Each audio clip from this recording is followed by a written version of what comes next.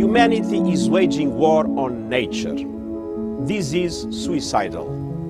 Nature always strikes back, and it is already doing so with growing force and fury.